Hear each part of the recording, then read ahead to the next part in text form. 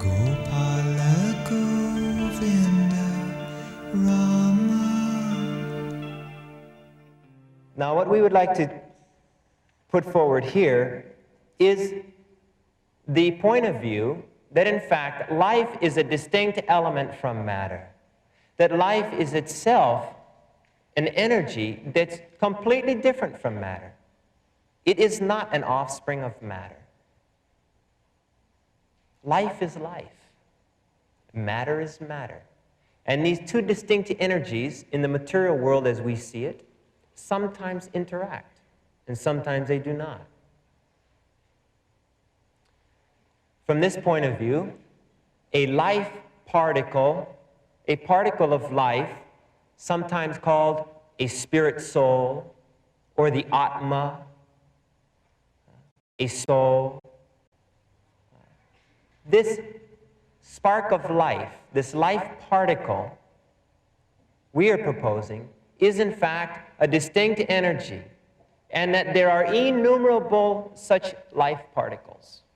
There are countless numbers of such life particles, and that the characteristic of this life particle is life, existence, eternality, and awareness.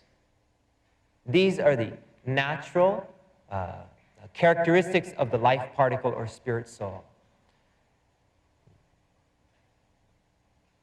Just like you can't speak of water without also referring to wetness.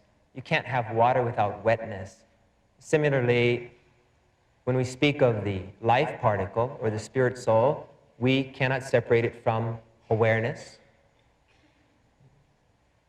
We cannot separate it from existence and consciousness. So, in this world, what we are seeing before us in our daily lives, what we see with our eyes is matter. Because our material eyes are made of matter, we see matter. But we see two types of matter, not different kinds of matter. Presence of a life particle. In other words, there's a living entity within that material energy.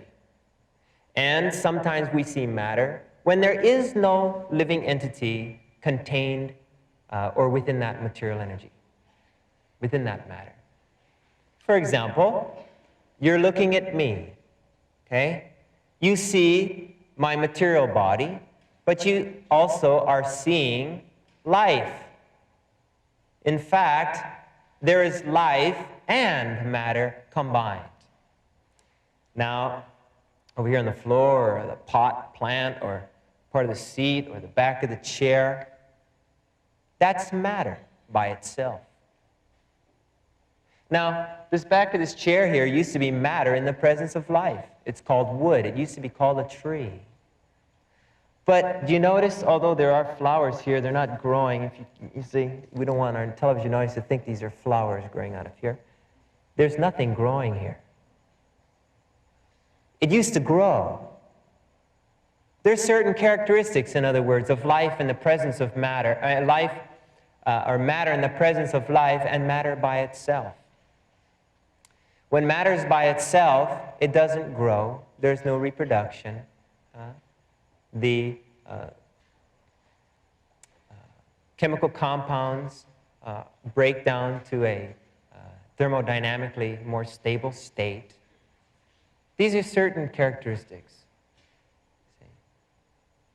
That's why you don't find this tree growing anymore, because there's no life present. Now, if I, the living being, the spark of life, the conscious self within this body, leave this body, then all that will be here is the matter. And immediately, the body will start to decompose. I won't be talking to you anymore. And you'll all go, my God, what happened? Okay? What would you do right now if I left my body right here? Wow, big deal, right? It'd be in the paper in the morning. It's so important. Right? Or if one of you guys left your body right now. it couldn't walk out on its own. You see, we'd have to carry it out. Okay? Hey, somebody left their body here. What are we going to do with it? Okay? What are we going to do? It's a big deal. Call that white thing that has a red thing on the top the ambulance. Every time one of these bodies falls over and the guy leaves it or something, they call those things and they cart it off. Okay? There's a great difference between a body with the particle of life present and a body without that particle of life present. Now, our point at the Science of Identity Institute, our point is not a new one. It's an ancient point. And it is this, that the self, the person, going back to our question of who are we, we're not, in fact, this material body, but we are, in fact, the life particle.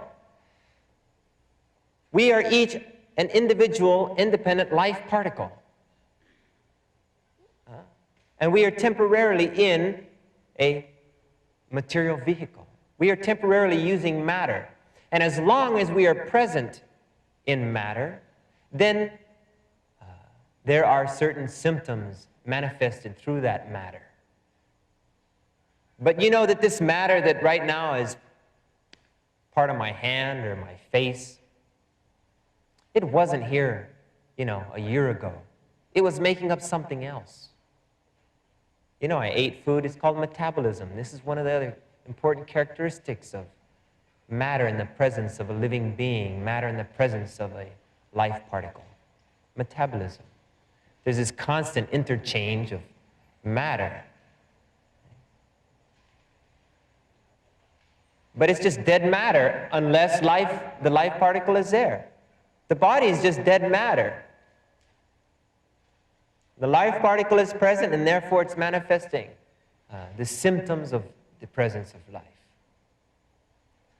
So this is a most important point to understand, especially for those students, those of you students who are involved in environmental studies. One thing you should notice is the difference between the living and the non-living. You have to understand this if you're going to understand how to care for the environment.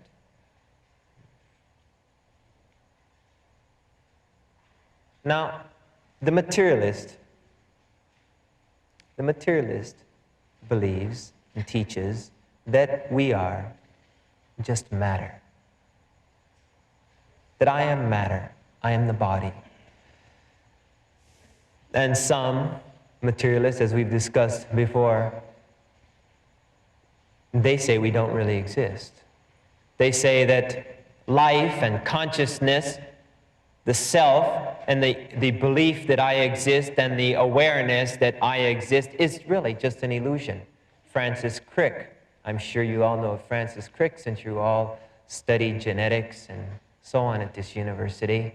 You must know of the Nobel Prize winner, Mr. Crick. He teaches that, in fact, that experience that we have, that each of us has, that I exist, is an illusion.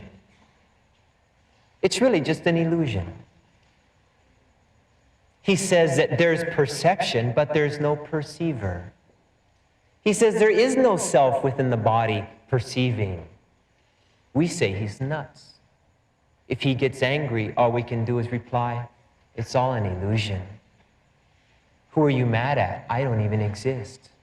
Don't be mad at me. According to your philosophy, neither of us exist.